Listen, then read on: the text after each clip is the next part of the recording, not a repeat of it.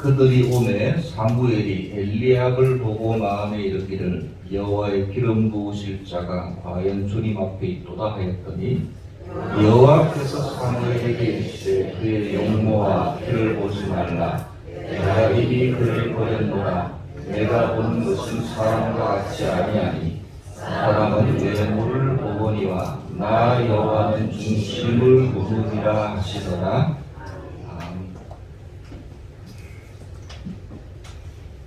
오늘 사무엘상 16장 7절 말씀에 보니까 사람은 외모를 보거니와 나 여호와는 중심을 보느니라. 여기 두 가지가 숨어 있죠. 사람이 보는 거하고 내가 보는 게 다르다. 이런 의미도 있고 어떻게 다른데 사람은 겉을 보지만 나는 중심을 본다. 이런 말이 되겠습니다.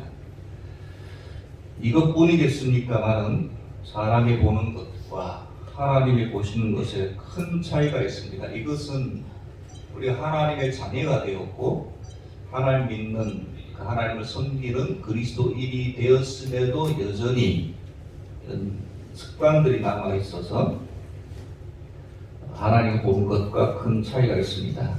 당연히 우리가 하나님의 자녀일지라도 육신을 입고 있고 한계가 있는 것은 당연하죠. 그래서 오늘 말씀을 통해서 우리가 보는 것이 뭔가, 하나님이 보는 것이 무엇인지 어떻게 다른가 살펴봄으로써 우리는 결국은 신앙생활의 핵심은 하나님 닮아가는 거잖아요. 그리스도 예수 그리스도를 닮아가는 거 아니겠습니까? 예수 그리스도를 따라 믿는다는 건 결국 닮아간다는 건데, 닮아가려면 우리 주인이 뭘 좋아하시는지 뭘 싫어하는지 깨닫고, 간단하죠. 좋아하는 거 하면 되고 싫어하는 거 안 하면 됩니다. 그래서 오늘 말씀을 통해서 익히 알고 있는 것이지만 다시 한번 요즘 세상하고 좀 연결시켜서 좀 살펴보도록 하겠습니다.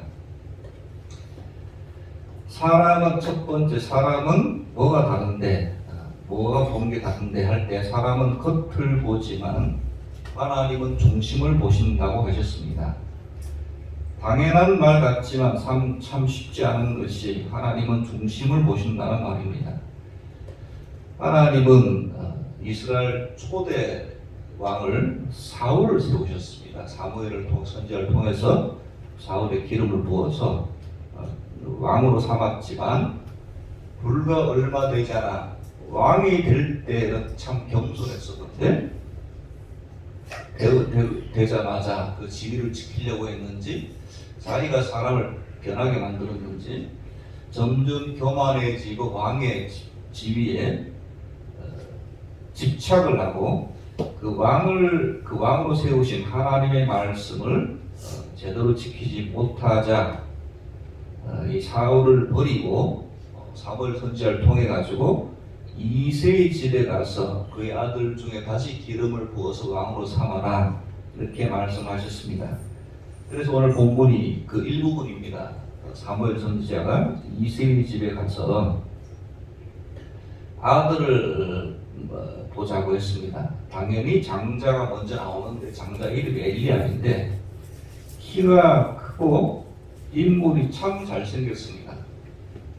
사무엘 선지자 하면 영적인 능력이 대단하신 선지자가 볼 때에도 과연 임금님과 왕감이구나 하고는 기름을 부으려고 했는데, 그때 하나님께서 하신 말씀이 바로 오늘 본문 말씀입니다.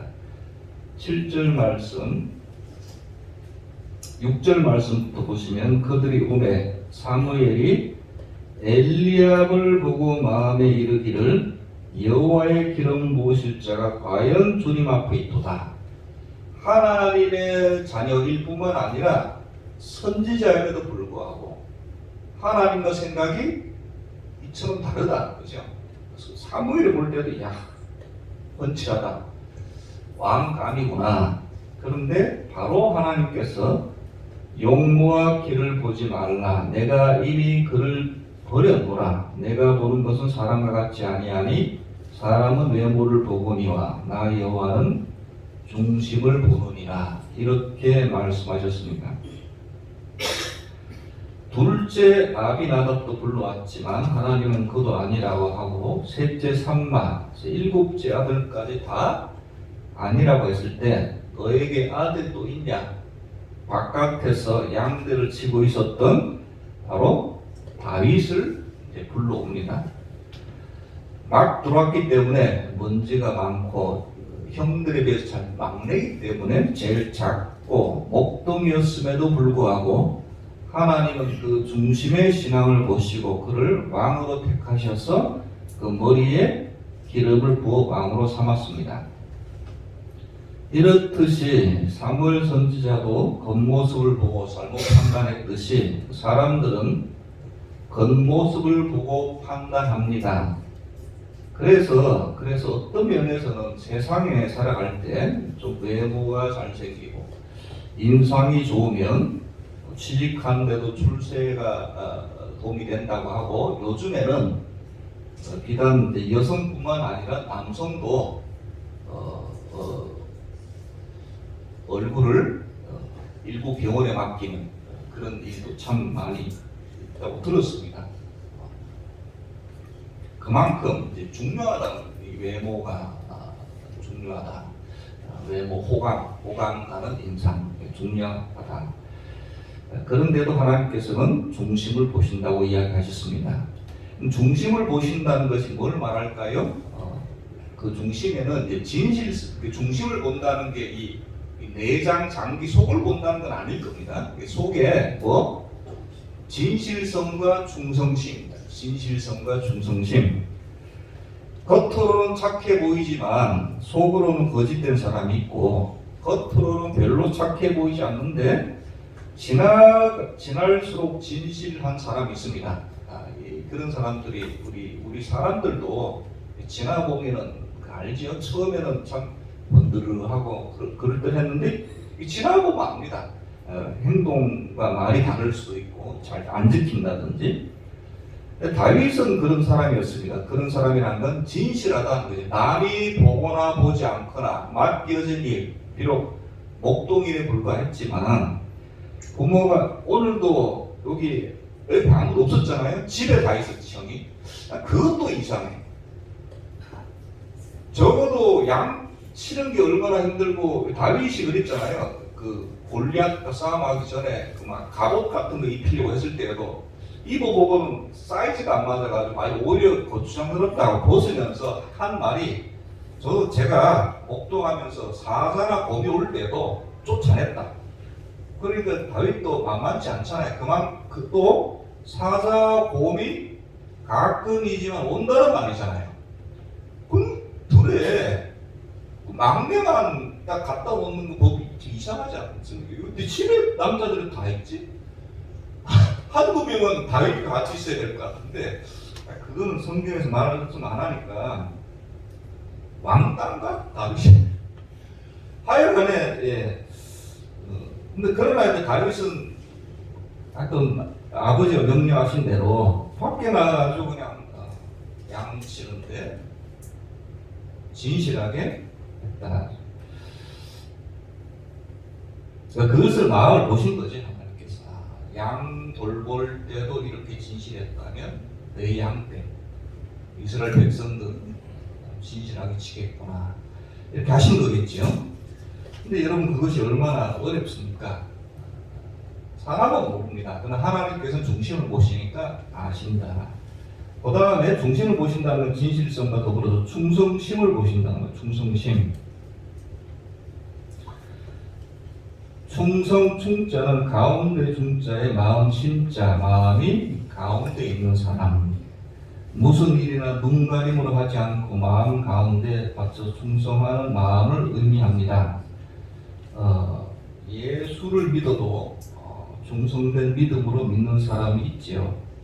그럴 때 평소는 잘 드러나지 않습니다. 어려움이 닥칠 때, 시험이 올 때, 이럴 때 흔들리거나 넘어지면 마음이 하나님을 향해 충성스럽지 못하다는 거죠. 충성된 사람은 내 상황하고는 주로 상관이 없거든요. 충성은 그 대상을 향한 마음이기 때문에 이 충성이라는 것은 하나님에 대한 충성이잖아요.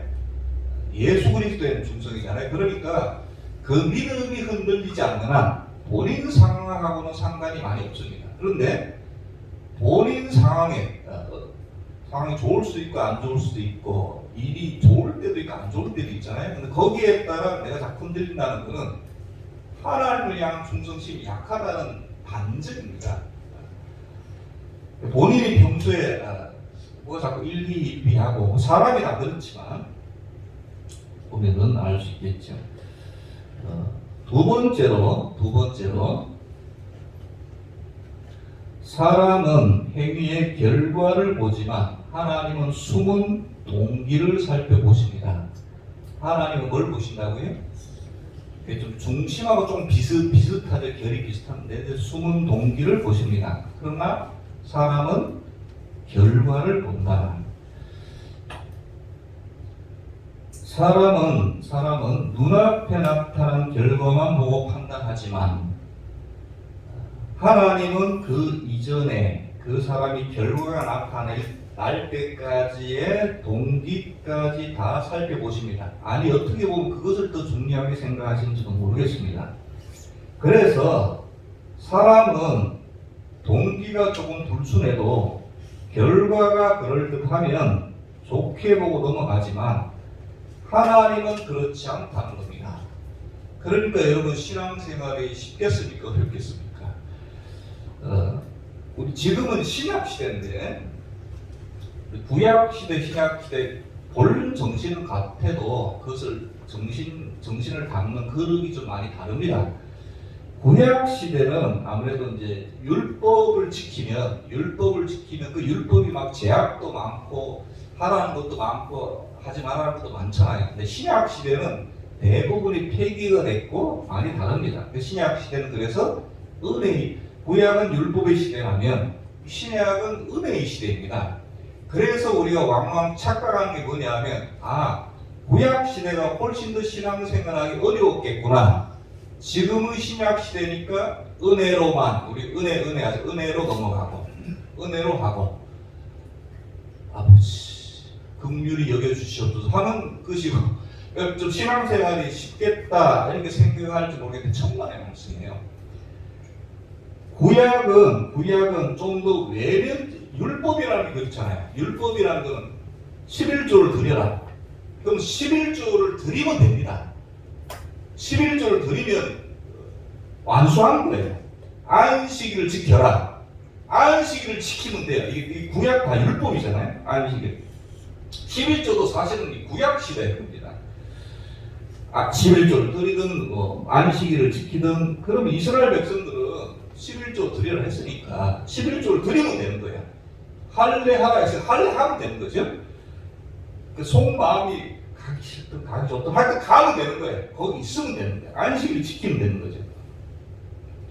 그런데 여러분 신약 그 11조의 본래 정신이 뭐죠? 열의 하나를 드리는 게 본래 정신이 아니잖아요. 열의 하나를 왜 드려요? 하는 게. 이 모든 게 11조 가장 먼저 어디에 나왔습니까?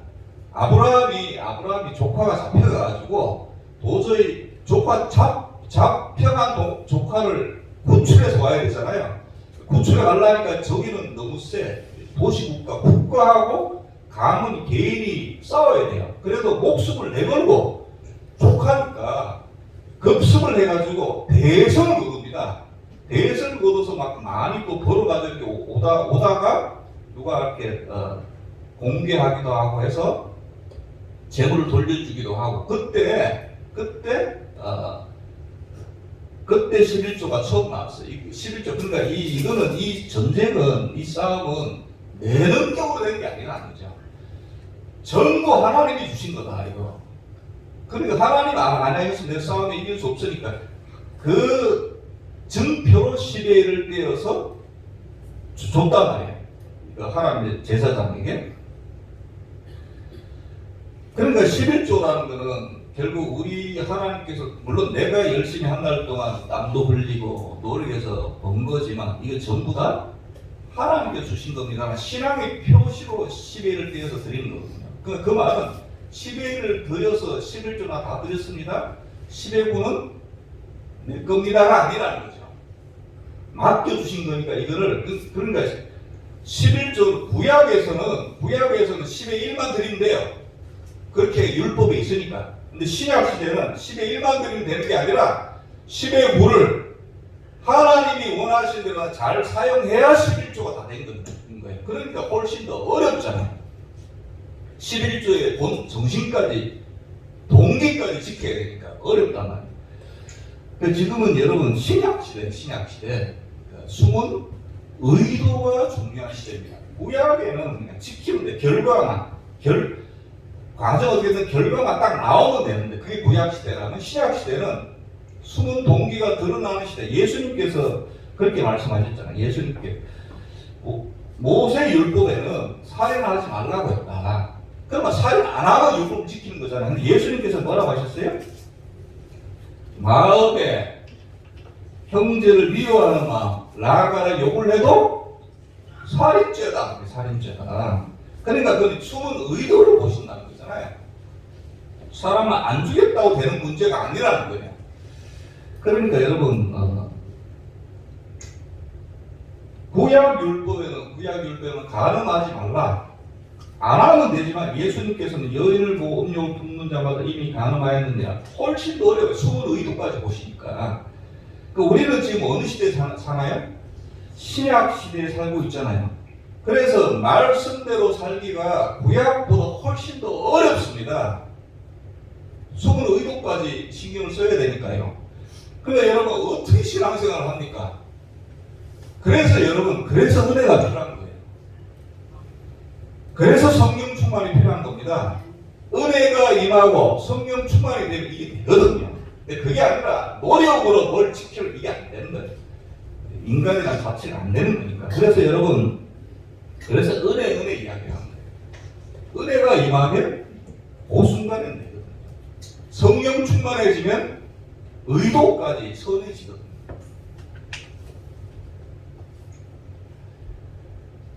유명한 종교개혁자가 이런 비유의 말을 했습니다. 약간 좀 더러운 말이지만 그 비유라고 알아들으십시오. 새가 머리 위로 날아가다가 똥을 싸면 이렇게 맞지 않습니까? 여러분들도 한 번도 맞아보셨잖아요. 저도 몇 번 맞아봤는데 전혀 처음 듣는 것처럼 앉아계시지 말고 제가 뭐가 차갑지? 만져보고 그럴 수는 있다. 새가 날아다니고 똥 싸서 맞는 걸 어떡할 수 없잖아. 그러면 그럴 수 있는데 그런데 새가 머리 위에 둥지를 트는 건 막을 수 있다는 거예요. 막아야 된다는 거죠. 여러분 무슨 말씀인지 알겠죠? 그냥 와서 이렇게 싸는 거는 나쁜 마음이 들 수 있지만 계속 그 마음을 품으면 결과까지 나온다는 거죠. 근데 그렇게 안 되게 해야 된다. 나쁜 생각이 문득문득 들 수는 있다. 사람인지라. 그걸 계속 품고 있으면 어떻게 된다고요? 결과로 나와버린다는 거예요. 하나님의 사람 다윗도 시편 139편에서 하나님이여 나를 살피사 내 마음을 아시며 나를 시험하사 내 뜻을 아옵소서. 동기까지 좀 조절해 달라는 말. 내 속에 진정한 의도가 있는지 살펴보시라는 그런 말씀입니다. 또 하나님께서 숨은 동기를 보신다는 결정적인 증거가 이제 헌금 성전에서 많은 사람이 예수님께서 성전에 입성하셔가지고 많은 사람이 헌금을 내는 걸 보시는데 아무래도 물질이 가는 곳에 우리 마음이 가지 않습니까? 갈 때 부자도 헌금 많이 했는데 한 과부가 동전 몇 개를 넣는 걸 보셨는데 가장 많이 드린 사람이라 이게 갑자기 이야기를 하시는 겁니다. 그러니까 예수님께서는 뭘 보신 거예요? 헌금 드리는 가난한 과부의 가난하지만 얼마 없지 않은 전부 다 드리고자 하는 그 마음을, 숨은 동기를 보셨다는 거죠. 그러니까 액수를 보신 것이 아니라 그 마음의 의도, 많지 않아도 자기 생활에 전부를 드리는 과거의 정성 어린 헌금 속에 숨은 동기를 무엇보다도 귀하게 보신 겁니다. 여러분, 우리는 우리 속에 숨어있는 뜻과 동기가 참 더럽기가 이루 말할 수 없습니다. 그러나 우리 성도니까 세상 사람들은 그대로 하지만 막 더러운 뜻 그대로 하지만 우리는 막 그래도 성도니까 행동까지는 안 하려고 하잖아요. 신앙이 있으니까. 그런데 오늘 말씀에 의하면 안 하는 건 당연하고 뭐까지도 의도까지도 선한 의도까지도 동기까지도 보신다. 그러니까 조심해야 하니 신앙생활에 여러분 얼마나 어렵냐 이거죠. 그래서 여러분 은혜를 받아야 됩니다. 성령 충만에 힘쓰시기 바랍니다. 그 대략이 되는 거죠.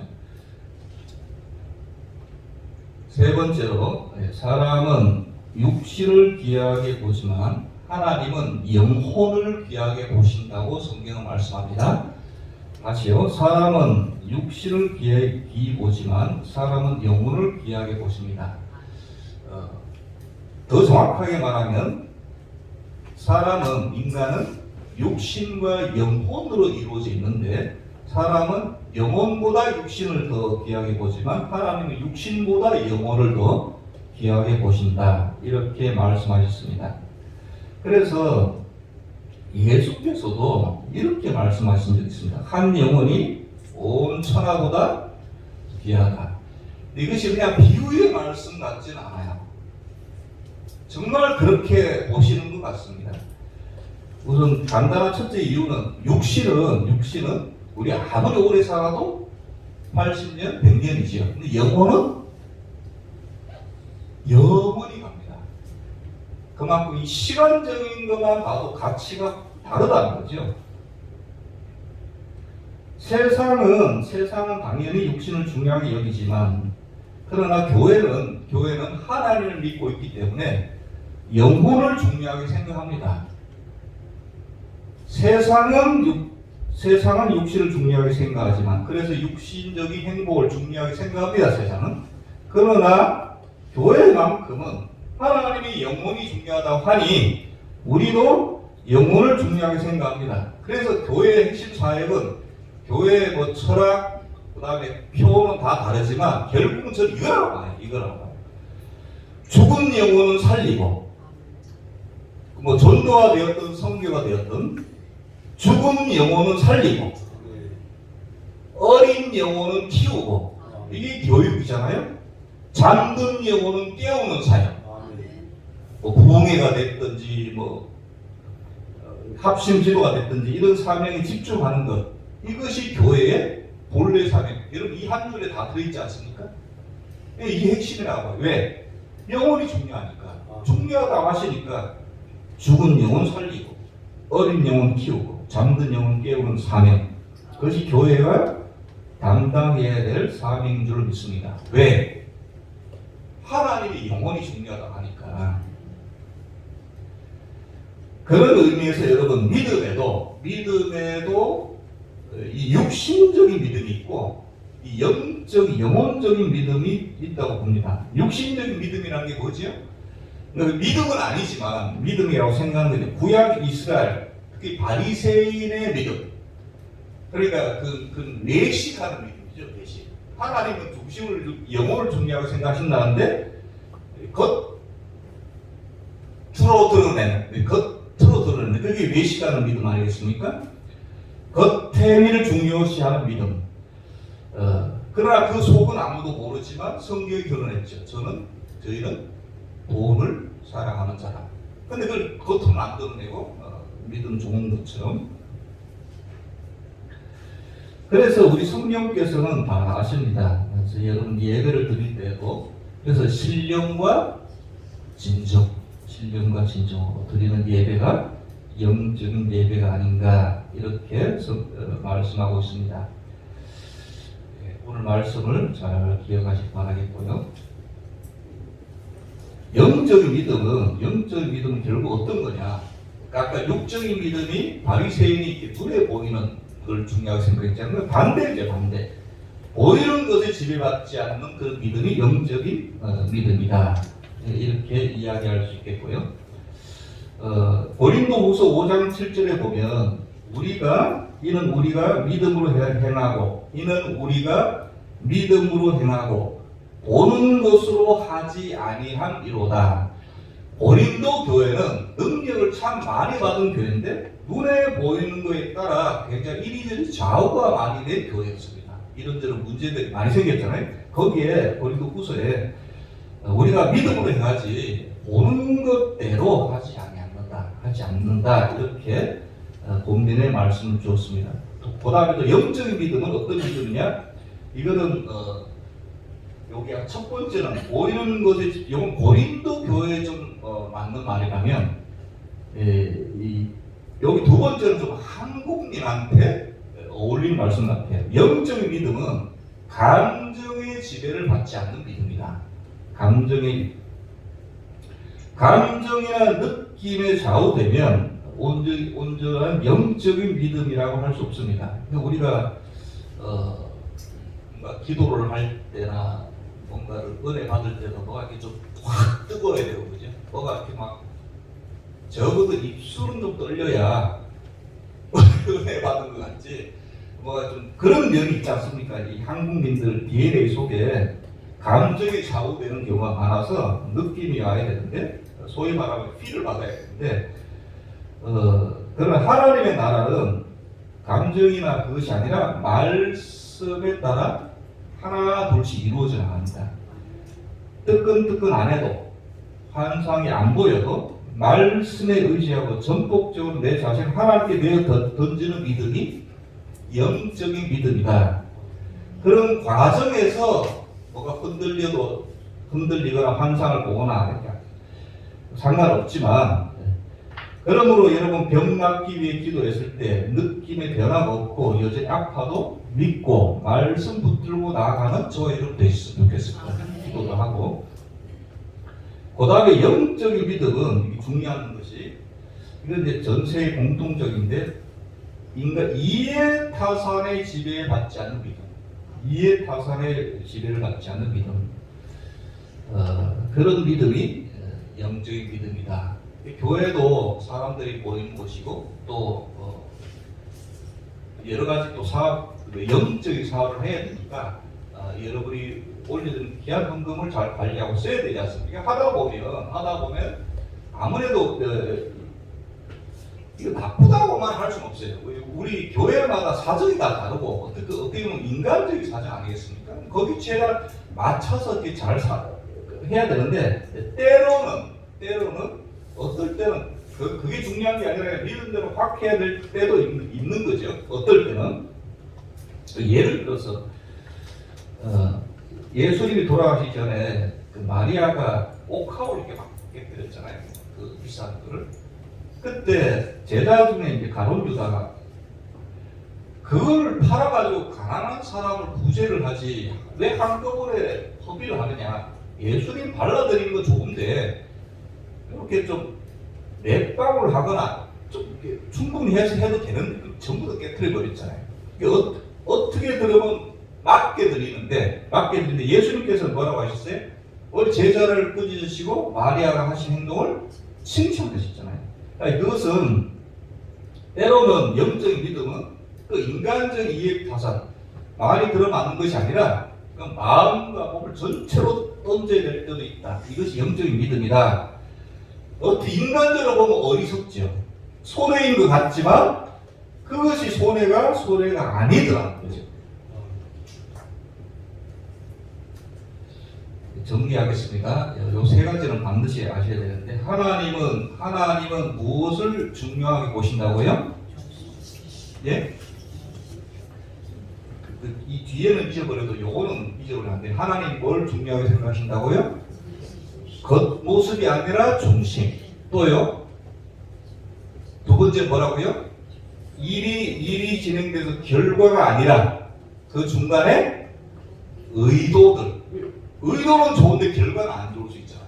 의도는 안 좋은데 결과만 좋을 수 있지 않습니까? 물론 다 좋을 수도 있고 다 나쁠 수도 있지만 결과보다 의도, 중심, 의도. 그 다음에 육체가 아니라 영혼을 중요하게 보십니다. 다시요. 하나님은 인간하고는 달리 뭘 중요하게 보신다고요? 뭘 보신다고요? 중심, 의도, 영혼. 중심, 의도, 영혼입니다. 그렇다면 하나님을 믿는 우리들도 뭘 중요하게 생각해야 되겠습니까? 당연하죠. 뭘요?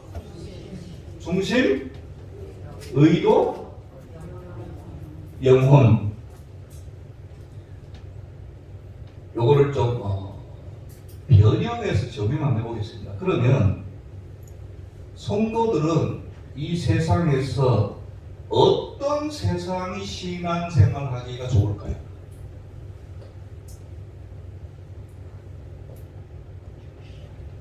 우리 지금 세상에서 신앙생활 하잖아요. 그러면 어떤 세상에서 신앙생활 하기가 좋을까요? 당연히 이 세상이 물론 사람들 겉모습 보지만 때로는 좀 속을 보려고 하고 세상이 결과보다도 좀 과정을 인정해 주는 세상. 그렇죠? 육체적인 것보다도 조금 정신적인 면이 세상은 이제 영혼이 아니라 세상은 정신적이라고 하겠죠. 정신문화가 꼽히는 세상이 아무래도 성도들이 신앙생활하기가 좋겠죠. 지금 세상이 그런가요? 세상이 어떻게 변할 때 신앙생활 더 힘들어질까요? 경제위기가 와서 이건 경제적인 관점이죠. 코로나 세상에 오니까 물론 코로나가 와서 교회 힘들어졌습니다. 근데 여러분 그거는 본질적인 건 아니에요. 신앙생활하기 힘들어지는 것은 여러분 우리가 깨닫든 깨닫지 않든 간에 이 세 가지가 무시되는 세상으로 점점 변할 때 우리 신앙생활이 힘든 겁니다. 기독교 역사가 2000년이 넘은 예수님부터 치면 2000년이 넘었는데 그 전부터 시작해서 역사적으로 교회가 정말 힘들었던 때가 있었습니다. 보통은 교회가 보통 설립될 초창기 때 다 힘들어요.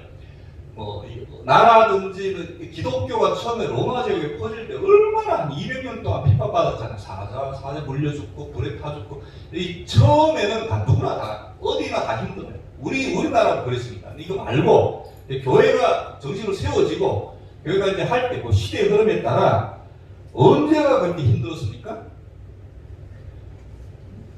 교회 역사가 지나고 나서 교회 사가들이 기록할 때 교회가 정말 힘들었던 때가 그때 당시에 교회 안에 있던 사람은 교회가 정말 좋은 때다라고 생각했었어요.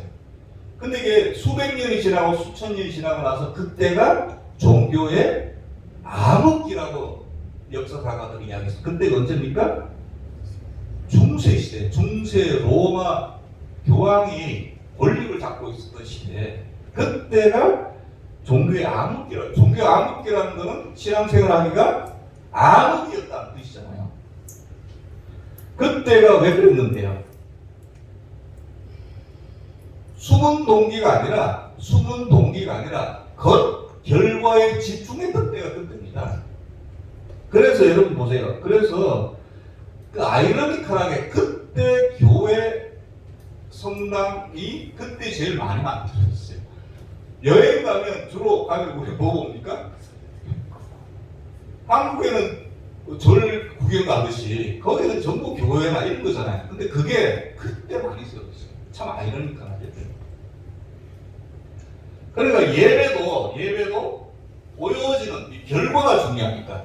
그래서 예전이 굉장히 좋게 말하면 발달했지 굉장히 의미 없는 그런 예전이 발달했고 성과 속을 가르는 시대, 그때가 바로 종교개혁 시대였습니다. 이때를 종교의 암흑기라고 합니다.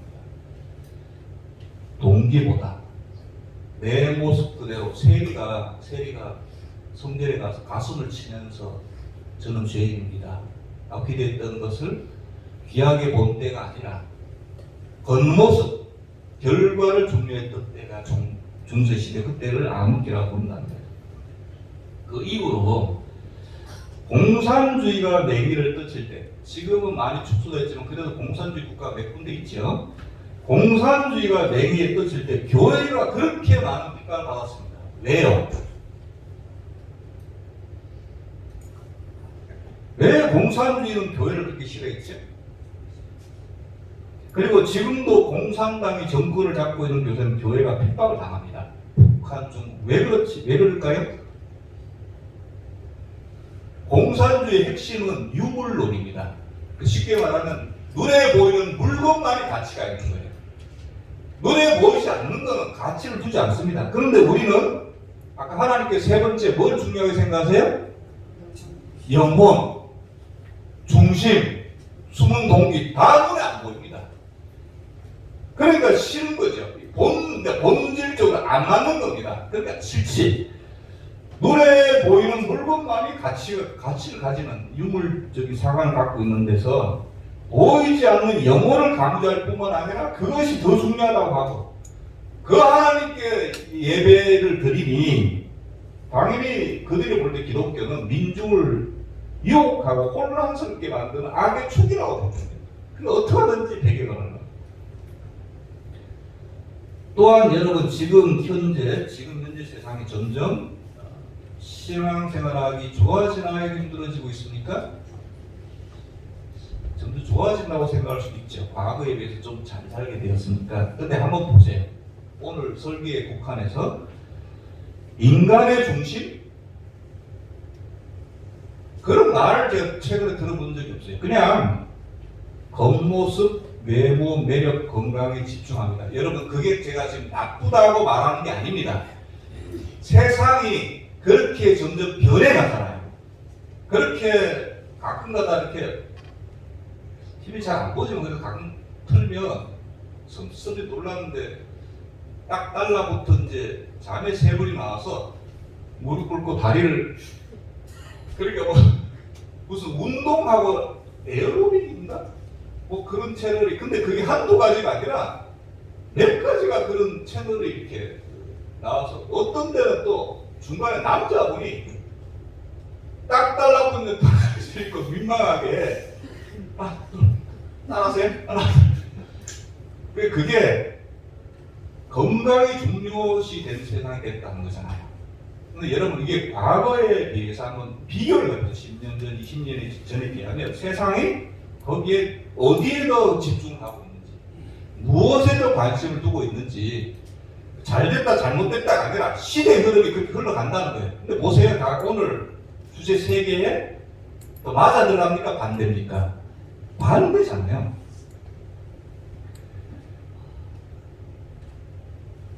결과, 지금 뭐 회사나 거기는 이익이 중요하고 그 결과를 내야 된다. 이익이 중요하다는 그 결과를 내야 된다는 거잖아요. 결과. 그러니까 결과를 잘 내는 사원이 우수 사원인 겁니다.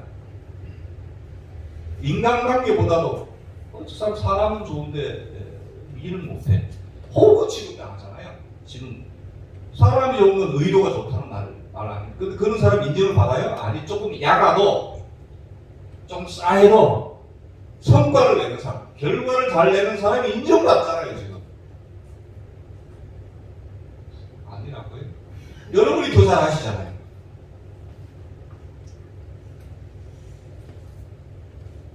때로는 그 결과를 만들어내는 게 집중하다 보면 인간이 한낱 도구에 불과합니다. 정규직, 비정규직, 좋게만 다 그게 그런 거 아닌가요? 내 스스로도 그렇게 막 안 되면 꼭 사회 부품 같고 그렇게 느끼는 사람이 많은 사회가 점점 안 좋아지는 사회죠. 영혼 중요하지 않습니다. 중요한 건 육체입니다. 육체. 현재 행복하게 잘 사는 것이 중요하지 영혼은 뭐 그건 죽어봐야 알지. 여러분 한번 생각해 보세요. 이거 세상의 문화 물결이 점점 더 제가 잘못됐다 이걸 쉽게 논할 수 없습니다. 문화라는 것은 그렇게 흘러가기 때문에 중요한 것은 하나님이 중요하시는 것과 점점 제가 판단하기에 좀 반대쪽으로 자꾸 흘러가는 것이 아닌가. 근데 그게 또 성경의 경고이기도 합니다. 세상으로 흘러간다. 돈을 좋아하고 사람이 서로 미워하며 사랑이 식어 잠수한다. 성경이 그랬어요. 그러니까 그런 세상이 신앙생활하기 점점 더 좋아집니까? 안 좋아집니까? 안 좋아지는 게 당연하다. 세상이 문화가 흘러가니까. 그래서 여러분 여기에 우리의 싸움이 있는 거예요. 여기에 우리의 사명이 있습니다. 사명이 있어요. 우리가 예배드리고 하나님 은혜 받는 날 이걸 가지고 세상에 나가서 이걸 보여줘야 되는 거예요. 이거를. 그게 다가 아닌데 결과가 중요하게 생각하는 알아. 나도 그렇게 결과 내려고 중요하지만 동기도 중요해. 이 목소리를 내는 거예요. 이 목소리를. 그 우리의 싸움이에요. 굉장히 힘들죠. 그러니까. 그래서 여러분, 우리에게 이제 결론입니다. 그래서 우리에게 필요한 것이 그래서 사랑이에요. 사랑이에요. 왜 그런가 하면 하나님은 중심을 보시지만 우리는 중심을 볼 수 있어요? 없어요? 우리는 중심을 못 봐요. 처음에는 겉만 봅니다. 그러면 무슨 말인가 하면 겉모습과 속이 다를 수 있다는 하나님의 중심을 보신다고 했기 때문에 근데 내 눈에는 속은 안 보여. 겉만 보여. 그러면 겉모습으로 속을 판단하면 되겠습니까? 안 되겠습니까? 안 되죠. 근데 자꾸 판단이 가잖아요. 그럴 때 자꾸 내가 연습을 해야 되는 거예요. 겉모습으로 판단하면 안 돼. 하나님은 속을 보신다고 했으니 나도 속은 안 보이지만 속을 보려고 노력해. 그러려면 여러분 시간이 걸립니까? 안 걸립니까? 걸려요. 그러니까 사랑이 필요하다는 거예요. 사랑은 오래 참고 참아주는 거. 참아주고 길게 봐야 속을 아니까. 하나님은 한 번에 아시지만 우리는 한 번에 모르는. 그러니까 사랑은 오래 참고 시간이 걸려. 시간이. 외모로 그 사람을 판단하지 않으려고 노력하신 여러분 되시기 바라겠습니다. 이게 중요하거든요.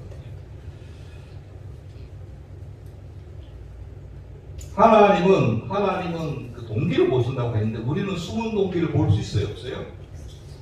없잖아요. 결과만 놓고 자꾸 판단하게 되지 않습니까? 그래서 여러분 그 숨은 동기를 알기 위해서 그래서 교제하는 거예요. 그래서 그 사람과 대화를 하는 거예요. 뭐를 알려고? 행동만 보고 자꾸 오해가 되잖아요. 이해를 못하고 그러니까 자꾸 어떻게든지 대화를 하려고 하고 온유하게 자꾸 받아주려고 하고 그래서 포용력이 변하는 겁니다. 뭐 때문에? 나의 숨은 동기를 이야기하고 상대방의 숨은 동기를 이해하기 위해서는 이게 필요하다는 거예요. 사랑이. 대화를 해야 알죠. 내가 눈으로만 보면 결과밖에 못 본다니까요. 그럼 이제 오히려 그 사람 오해하게 되는 거죠. 그리고 우리 이야기하다 보면 그랬나. 나중에 모르겠어. 그랬구나. 그러니까 들어보니까 이해가 돼요. 이해가 된다는 말은 서로 숨은 동기를 알아간다는 뜻입니다. 이해가 된다. 그런 저와 여러분 되시길 바라겠고요. 하나님은 영혼을 중요하게 생각하는데 우리는 영혼이 있음을 알지만 영혼의 상태는 보지 못합니다. 육신적인 것밖에 보지 못해. 그러나 영혼을 보려고 노력하시는 저와 여러분 되시기 바라겠습니다. 그게 무슨 말이냐? 교회의 직분은 여러분 세상적인 직분인가요? 영적인 직분인가요? 네? 교회에 세운 직분은 영적인 직분입니다. 영적인 직분. 예전에 이제 부사역자 때 이런 일과가 있었습니다. 식당에 이제 교회 장로님들이 계시지 않습니까? 장로님들이 계시면 어떤 장로님은 이제 둥글둥글하게 부사역자한테도 이렇게 편하게 말 걸어주실 장로님이 있는가 하면 어떤 장로님은 보장한 장로님 계신데 그 교회 이름 이야기 제 사회를 듣는데 어떤 장로님 정말 대나무처럼 뺄게 하시는데 굉장히 고장하시고 제가 설교 중에 전도사 때 설교하는데 그게 좀 자기 생각 안 맞으셨는지 설교 중에 질문을 하시더라고요. 이런 분이에요. 분명한 분 있고 꼬장꼬장하고 사회의 지위도 좀 있으세요. 그런 분인데 근데 하루는 이제 식당에서 이 목사님하고 교사역자들이 먼저 이렇게 식사를 하고 있는데 장로님이 이제 그 성격 좋으신 분께 들어오셨어요. 장로님 안녕하세요. 인사하고 앉으셨는데 그 뒤에 그 장로님이 어떤 장로님? 꼬장꼬장한 장로님이 딱 들어오셨어요. 나도 모르게 부사역자들께 딱 일어나가지고 장로님 오셨냐고 인사를 했는데 담임 목사님은 그게 안 좋게 됐어요. 똑같은 장로님인데 왜 한 장로님은 앉아서 인사하고 한 장로님은 일어서 인사하냐고. 그러니까 나중에 거의 반을 혼내면서 장로는 영적 직분이다. 장로님들은 다 똑같다.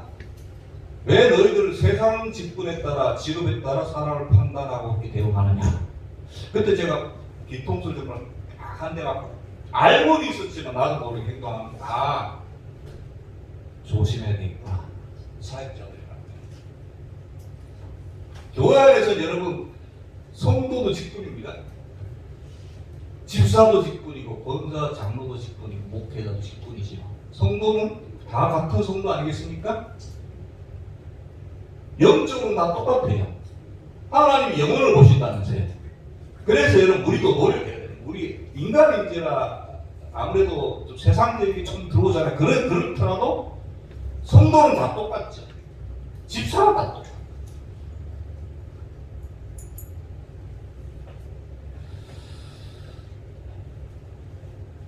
그래서 우리는 사랑이 필요하고요. 그래서 연습해야 됩니다. 하바치 안 되죠. 하바치 연습해야 되고 같이 배우려고 노력을 해야 되고 나도 모르게 마음이 가는 사람 있고 덜 가는 사람 있어요. 그럴지라도 교회 안에서 하나님이 그렇게 보시니까 하나님 야고보세요. 야고보도 그렇게 야단치잖아요. 교회에서 부자가 들어오는데 좋은 자리 내주고 가난한 자 들어오면 저 뒤에 서라가 그게 되겠느냐? 그게 믿음이냐? 야단치지 않습니까? 똑같은 맥락의 말씀이죠. 똑같다. 왜? 영혼을 보면 똑같거든요. 육체를 보면 육체라는 건 결국 세상적인 거 아니겠습니까? 육체를 보면 다르지만 영혼으로 보면 똑같잖아요. 한 영은 똑같다. 교회 정리하겠습니다, 여러분. 우리의 사명은 결국 하나님께서 중요하게 여기시는 것을 우리도 중요하게 여기는 훈련하는 것. 그리고 그것을 우리 언행을 통해서 세상에 그것을 알리는 것이죠. 알리는 것. 그렇게 안 하고 세상하고 똑같이 행동하면 뭐 구분이 안 가지 않겠습니까? 여러분 말씀 붙드시기 바랍니다. 더욱더 하나님의 은혜와 긍휼하심을 구하시는 저와 여러분 다 되시길 바라겠습니다. 기도드리겠습니다. 하나님 아버지 은혜 감사드립니다. 주님께서 중요하게 여기시는 것을 우리는 이렇게 간과하고 우습게 여긴지 적이 많은지 주의 용서하여 주시옵소서.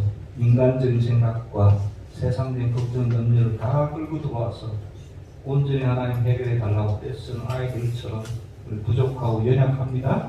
그러나 모든 것이 단기가 필요하고 시간이 필요한 줄로 믿습니다. 하나님 아버지 무엇이 하나님 중요하게 여기는지 우리 알았사오니 이 말씀 붙들고 하나씩 한 걸음씩 하나님 닮아가는 참 그리스도인들 다 될 수 있도록 주님 인도하여 주시옵소서. 예수 그리스도 이름으로 기도드렸사옵나이다. 아멘.